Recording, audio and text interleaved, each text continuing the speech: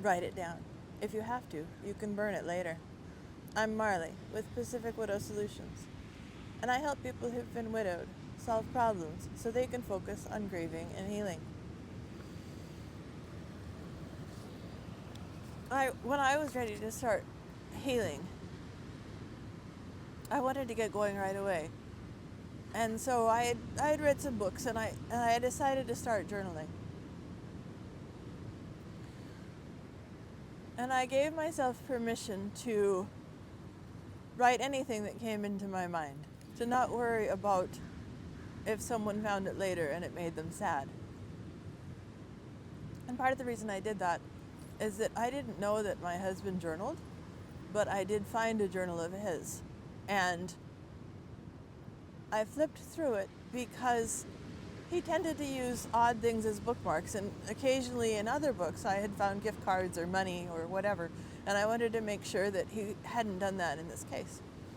But as I was flipping through looking for potential gift cards, I saw there was a comment about something that I didn't know he was struggling with. It made me sad that he didn't tell me that.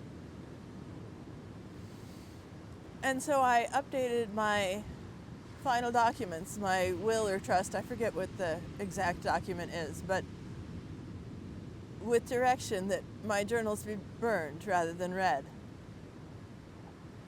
so that the person who comes after me won't get any sad surprises, in that instance at least, that sort of thing. Now I buy beautiful journals, and they're about $20, and so I feel like if you think they're too pretty to write in, they're not. You can buy another one if you need to. So I've got a couple I'm going to show you. This one's quite large. It's probably 8 by 10, and it's got gold pictures and lined pages, and it's really lovely. That was actually a gift. And then there's a smaller one that I use quite a lot. It opens with a flap.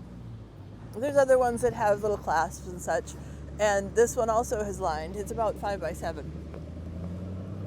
And I actually have, I don't know, 3 or 4 journals going at a different time. I've got one that's sort of general, and I use it for everything really, but also to deal with some of the trauma.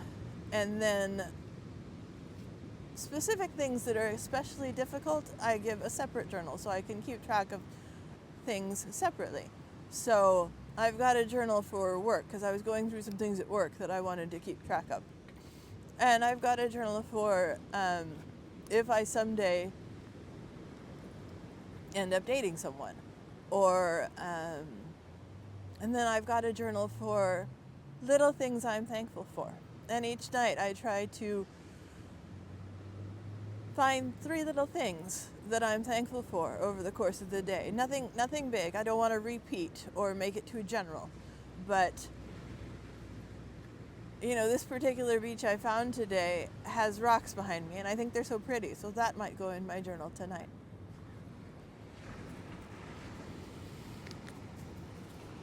So I write whatever comes to mind, whether it be a note to myself, or I'll write to God, or just in general, just without without it being to anyone, for the most part.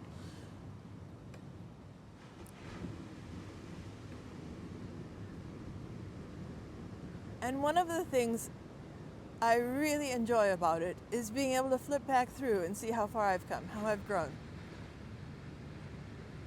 Now, in my regular journal that I use for kind of everything, I've put an aspirational statement at the beginning, which is essentially just a I am list of things that are more things I may not be fully now, but I want to be. So I am a woman who loves her dog and checks in on people and loves the people well who love me, who I care about. And then,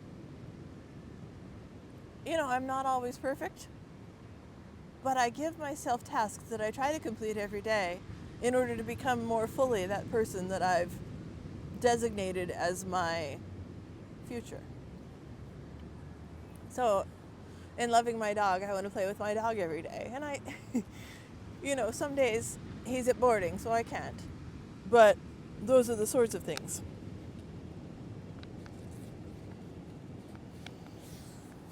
There's something to me about having a pen and paper. I suppose you could do this on the internet if you wanted to, or on your computer. But to me, being able to write it really feels good.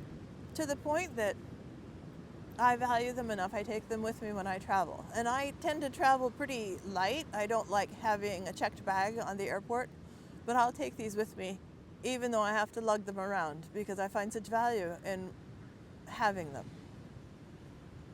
I do hide them at parties. I don't want, kids, for example, to flip through them not knowing what they are.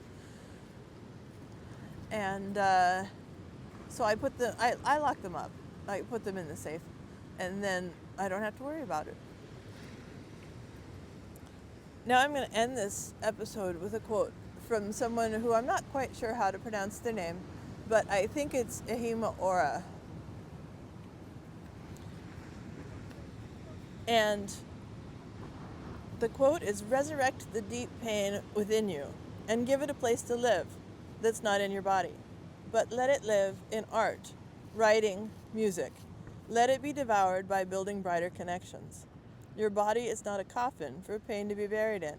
Put it somewhere else." I'm Marley with Pacific Widow Solutions. You can reach me on YouTube and Instagram, or my email, pacificwidowsolutions@gmail.com. Take care.